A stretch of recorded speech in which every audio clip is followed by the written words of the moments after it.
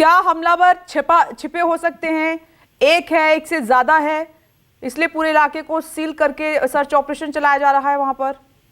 जी, फिलहाल यही बताया जा रहा है कि एक व्यक्ति था जिसने ये फायरिंग की है और अभी वो फायरिंग करने के बाद उस लोकेशन से भागा है। यही वजह है कि उस पूरे एरिया को सील कर दिया गया है और सर्च ऑपरेशन जो है वो लगातार चल रहा है। और इसके लिए एक स्पेशल जो आर्मी का स्पेशल दस्ता है वो भी इस सर्च कर रहा है। और माना जा रहा है कि 1-1.5 घंटे के अंदर या जो भी समय लगेगा वो उसकी गिरफ्तारी तय है, क्योंकि वो कंटेनमेंट एरिया के अंदर है। और बड़े जो अधिकारी हैं वो इस पर थोड़ी देर में जब ये पूरा ऑपरेशन खत्म होगा उसकी गिरफ्तारी होगी या जो भी आगे की कार्रवाई होगी उसको आर्मी की तरफ से स्टेटमेंट जारी किया जाएगा। तो इंतजार है आला अधिकारियों का, आर्मी के बड़े अधिकारियों का, कि वो इस पूरे घटना पर क्या कहते हैं और क्या बयान आर्मी की तरफ से आता है। आपने अमित देखा होगा कि पंजाब के रास्ते हथियार सप्लाई करने की भी आतंकवादियों ने कोशिश की है। हालांकि पुलिस ये कह रही है कि ये आतंकी हमला नहीं है, लेकिन संभावनाओं से इनकार नहीं किया जा सकता है। जी बिल्कुल, ऐसी घटनाएं पहले भी सामने आती रही कि जिस तरह से बॉर्डर की तरफ से हथियार जो है वो लगातार पाकिस्तान की तरफ से भेजा जाता रहा है और आर्मी लगातार इस तरह के ऑपरेशन चलाती है कि उनके मंसूबे जो है वो किसी भी तरह से सफल ना हो पाए। लेकिन कई बार हमने देखा है कि पीछे की अगर घटनाओं की बात करें तो मोहाली में जो इंटेलिजेंस का हेडक्वार्टर था वहां पर रॉकेट लॉन्चर से हमला किया गया था, तो जिसमें बाद में जांच में ये बात सामने निकल के आई थी कि जो रॉकेट लॉन्चर है वो पाकिस्तान की तरफ से आया था। तो इस तरह की घटनाएं पंजाब में पहले भी देखी गई हैं कि कहीं ना कहीं पाकिस्तान का हाथ इस तरह की घटनाओं में होता है, लेकिन जो हथियार है वो पाकिस्तान की तरफ से आता है। लेकिन जो बॉर्डर एरिया है वहां पर सर्च ऑपरेशन लगातार चलता रहता है और कोशिश यही रहती है कि किसी भी तरह से पाकिस्तान की तरफ से जो एक्टिविटीज होती हैं उसको नाकाम किया जाए। और लगातार आर्मी की इस तरह के जो ऑपरेशन है वो चलते रहते हैं। लेकिन भटिंडा की बात करें तो बहुत स्ट्रेटेजिकली बहुत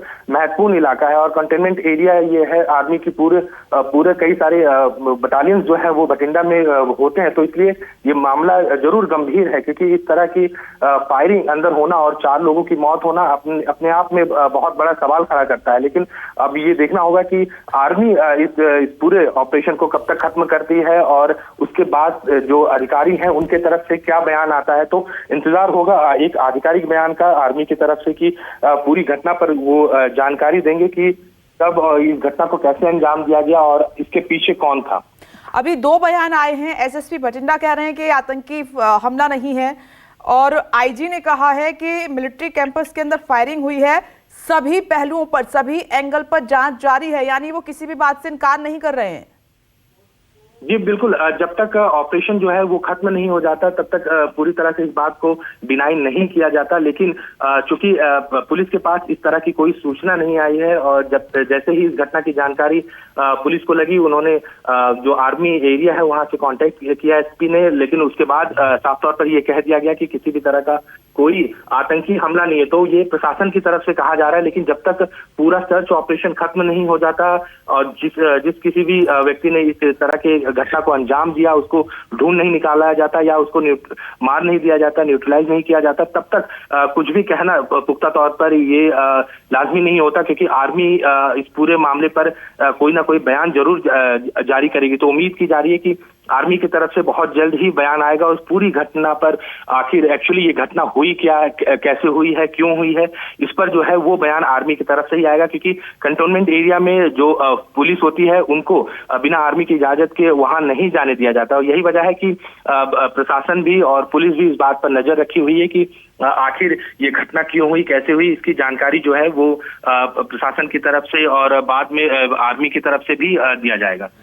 अमित, ये छोटा हमला नहीं है, बड़ा है। 4 लोगों की मौत का मामला है। पुलिस भले ही जांच कर रही है और आर्मी की स्टेटमेंट का भी हमें इंतजार है। लेकिन 2 बातें जो आप भी जिक्र कर रहे हैं, अगर ये आतंकी हमला नहीं है और ये इंटरनल मामला है तो और ज्यादा चिंता की बात इसलिए है क्योंकि हमें यूनिटी की जरूरत है, तालमेल की आवश्यकता होती है। और अगर अंदर खाने ही इस तरीके की स्थिति है तो ये फोर्स के लिए भी और हम सब के लिए भी किसी भी लिहाज से ठीक खबर नहीं है। जी बिल्कुल, चिंता की बात है और इस चीज को आर्मी की तरफ से भी बहुत अच्छे से जाना जाता है और समझा जाता है कि किसी भी तरह की कोई घटना होती है तो आर्मी इसको न्यूट्रलाइज करने में बहुत सक्षम है। यही वजह है कि पूरे एरिया को जो है वो कॉर्डन ऑफ कर दिया गया है, सील कर दिया गया है। किसी भी तरह की कोई व्यक्ति को अंदर नहीं आने दिया जा रहा है, ना बाहर जाने दिया जा रहा है। तो आर्मी अपनी तरफ से इस बात को पुख्ता करना चाहती है कि किसी व्यक्ति ने इस घटना को अंजाम दिया है वो किसी भी हालत में बच के ना जा पाए। और दूसरी तरफ जब इस बात की जांच होगी कि आखिर वजह क्या रही इस पूरे घटना की, क्योंकि अगर 2 दिन पहले इंसास राइफल चोरी होता है तो कहीं ना कहीं जो अधिकारी हैं उनको इस बात की जानकारी रही होगी कि इस तरह का जो घटना है वो हुआ है कैंट एरिया के अंदर। तो कहीं ना कहीं ये भी कहा जा सकता है कि 48 घंटे यानी 2 दिन समय बीत चुका था वो व्यक्ति जिसने राइफल चुराया था और 28 कार्टेज उसके पास थे। तो ठीक है उसका अमित, आप नजर बनाए रखें, इस पूरे मामले पर आपसे अपडेट लेते रहेंगे। फिलहाल आपका बहुत बहुत शुक्रिया। अभी फायरिंग को लेकर एसएसपी बठिंडा का कहना है कि ये आतंकी घटना नहीं है, लेकिन सभी एंगल से जांच जारी है।